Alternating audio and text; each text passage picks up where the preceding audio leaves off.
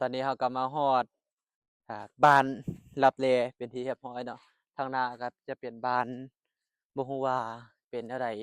เราไปเบิ่งนำกันเนาะอันนี้ก็มาครั้งแรกบ่ฮู้ว่าบ้านนี้สิเป็นแนวใดแต่เราเห็นหลังคาเรือนแล้วคือสิมีคนอยู่อันนี้บ่ร้านขายเครื่องโอ้อันนี้ทางหน้านี่เป็นร้านขายเครื่องเฮ้ยเดี๋ยวไปเบิ่งนี่มีเมาวะถามว่ามีเงินบ่ อันนี้ก้อนเขาก็เลยร้านขายเครื่องมีจักร้านอยู่บ้านนี่มีสองร้านหนึงปิดแล้วคือปิดเลย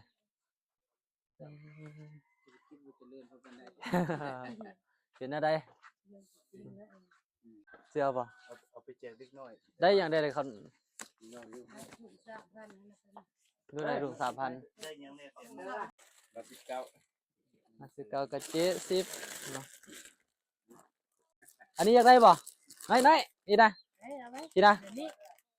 เอาขึ้นมาอย่างนั้น เรียนมาเอาคำเอาพี่เอา ทุกครับเอา สาธุใหญ่ป่ะไปแซ่บไปข้างนอกกันได้ เอา สาธุสาธุ สาธุผู้ใดเพื่อนบอกมา มาได้ไหม บ่ทอนก็ได้เอานี่เอาฮอดบ่ผู้น้อยเด้เอาบ่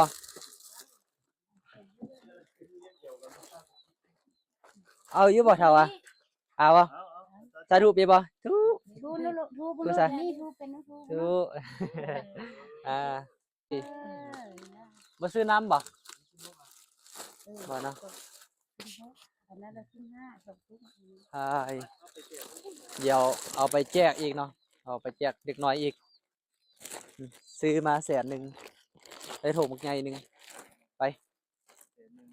ได้30ถุง พ่อนี่เขาขายจะบาท ห่อหนึ่งก็ประมาณ3 บาทเด้3,000 5 บาทห่อละ5ถุงละ5 ถูกป่ะ10 บาท 6,000ประมาณ5 บาท 3 บาท เป็นขนมเบี้ยคือขนมไทยขนมไทยป่ะนี่อันนี้เวียดนามอันนี้นะ ขนมไทยห่อละ5 บาทเวียดอันนี้ก็เวียดของเวียดนามโอ้เขาเลี้ยงงัวเลี้ยงควายปล่อยธรรมชาติแบบนี้เลยในช่วงกลางเว้นนี่ก็งัวควายก็สิมาเนาะช่วงแรงประมาณ6 โมงก็ไปหากิน นี่จะได้สิเขาเพื่อนได้บัดเนี่ย เขาเปิดไป เดี๋ยวเปิดประตู เข้าไปเลยบ่ เลยเพิ่นว่า โอ้ มาเด้อเด็กน้อยมาเอาขนมแล้ว ข้างเขาเปิดนำได้ มา อันเด้อเฮ้ยจะกินขนมเด้อ มา นี่มี2 คนโอ้เขาเริ่มเฮ็ดเฮือนแล้วจ้ะนี่ มาพากันมาเอาขนม ใหญ่คัน เดี๋ยวให้พากันมาเอาเดี๋ยวกำลังมา เรามาบ่ มาเอาขนมเร็ว โอ้แองนี่ก็อยากได้นะเปิ้นบ่ เอาบ่หมู่สมมุติกงนี่บ่เที่ยวจัดแถวไว้เป็นบ่ คือบ่โกงกัน เอาเข้าแถวจับบ่าเบื้องซ้ายจับบ่าเบื้องซ้ายเอามาเอาขนมไป เอาไปละย่านล่ะจะตายแล้วย่านแล้ว เบิ่งอันนี้บ่ไปถามชื่อเด้อชื่อหยังเจ้านี่ จุก ชื่อจุกเรียนห้องปอใดละห้องไหนละ เป็นนี่ ปอหนึ่งอายุจักปีแล้วนี่ เอาอยู่บ่ขนมนะเอาบ่เอา เอาทุเอา เฮ็ดจังได๋คือได้เอาเฮ็ดจังได๋ เอาทุเอา สาธุอันนี้ได้ซื้อหยังนี่ สีเหลือง อายุจักปี บ่ฮู้ อ่า จักปีเนาะ อันนี้เด้ซื้อหยัง ดอกเพชร ฮะ ดอกเพชร ดาวเพชรอายุจักปีนี่เอาอันนี้ได้ซื้อหยังนี่ ที่หาลบ อายุจักปีละ แปด 8 ปีโอ้ผู้นี้ฮู้ได้ซะนะเอาอันนี้เด้ชื่อหยัง จะจุย อายุจักปีแล้ว 5 ปี ฮอดแล้วบ่5 ปี5 ปีปลายแล้วบ่ ปีไป เนาะเฮ็ดป .1 อ้าวถูกอันนี้ได้ชื่อหยังนี่ คือดอง ดอมอายุจักปีนี่ โอ้โห บ่ฮู้เรียนห้องใดละ เอาบ่นึก ห้องป .1 อ๋อประมาณ6 ปีนี่แหละเนาะอ่าอันนี้ได้ชื่อหยังนี่ What is your name ลี่ ลี่อันนี้ได้ชื่อหยังนี่ พร้อม อายุจักปีละ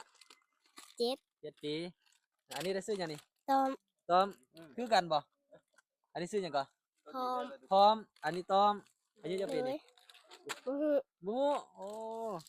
อ่ะใหญ่บอกกันนะอ่าสาธุสาธุคุณยัง อยู่นี่เลี้ยงฮอดให้กินหน้าเนาะ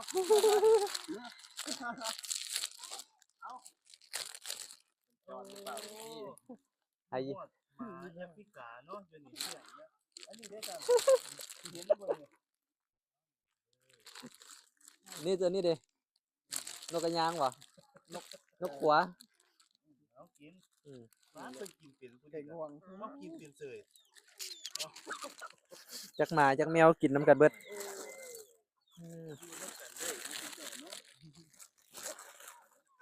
มาหลายเลย เลยยังหันก็ยากนึงเดียวได้หันก็ โอ้เบิดเลยเนาะขนมแบบนี้ แม่น มีแต่แบบนี้ เดี๋ยวนี้ก็กินด้วยนี่ไปทางไหนต่อบัดนี้ ไปพุ่นได้บ่ไปได้บ่ได้เนาะไปเบิ่งพุ่น